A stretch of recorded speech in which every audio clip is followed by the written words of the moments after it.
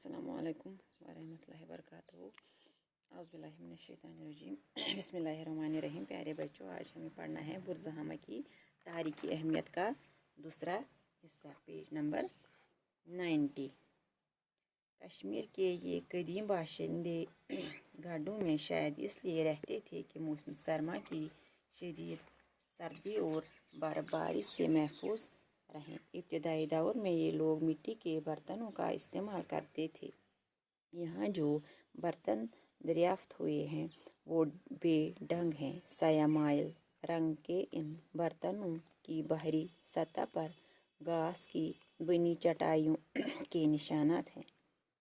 हाथ से बनाए गए इन बर्तनों को सुखाने के लिए शायद चटाई पर रखा जाता था। इस तरह के बर्तन शुमाली चीन और बलूचिस्तान में भी दरियाफ्त हुए हैं। इब्तदाई दौर के ये बाशिंदे मछलियों का शिकार भी करते थे। ये लोग हड्डियों के आलात तैयार करने में भी महारत रखते थे। यहाँ पर हड्डियों के बने हुए मछलियाँ पकड़ने के कांटे, सुइयाँ, आरी, चाकू, ज़मीन खोदने के हथियार वगैरह मिले हैं। यहाँ पत्थर के औजार भी मिले हैं। तांबे से बनी बैच चीज़ें माहिरीन के ख्याल से में या तो यहाँ चीन से आई हैं या फिर चीनी सामान को देखकर बनाई गई।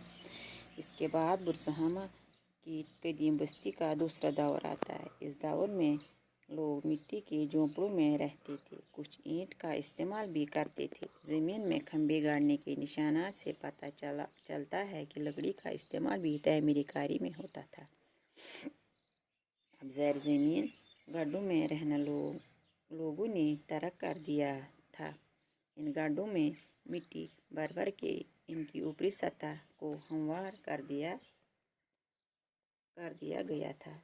इस दौर में मिट्टी के बर्तन चाक पर बनाए जाते थे। एक बर्तन ऐसा भी दरियाफ्त हुआ जिसका रंग सुर्ख है और जिसमें 955 नगीने लगे हुए हैं, जिससे इस दौर के लोगों की हुनरमंदी का पता चलता है। बैस बर्तनों पर रोगन चढ़ा हुआ है। अंदाज़ा है कि ये बर्तन बाहर से इधर पहुँचे हैं।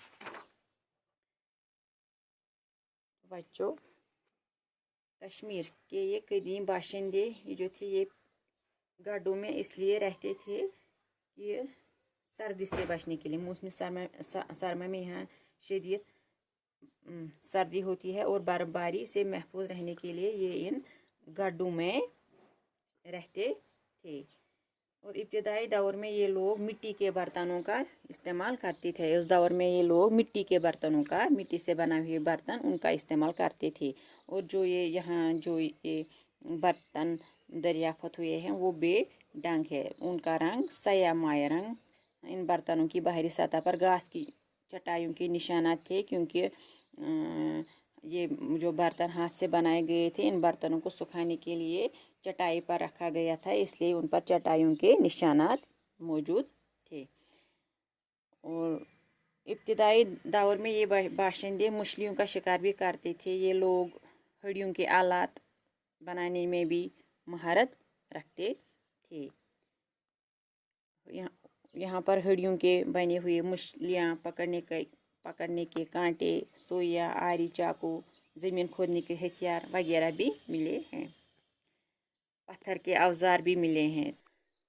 तांबे से बनी बैच चीज़ें माहिरीन के ख्याल में या तो यहाँ चीन से आई है या फिर चीनी सामान को देखकर बनाई गई है। इसके बाद बुरज़हामा की कदीम पुरानी बस्ती का दूसरा दौर आता है। इस दौर में लोग मिट्टी के झोंपड़ों में रहते थे। कुछ ईंट का इस्तेमाल भी करते थे। ज़मीन में खंभे गाड़ने के निशाना से पता चलता है कि लकड़ी का इस्तेमाल भी तमीरी कामों में होता था। अब ये जो लोग थे इन्होंने अब ज़ैर ज़मीन गड्ढों में रहना अब छोड़ दिया है।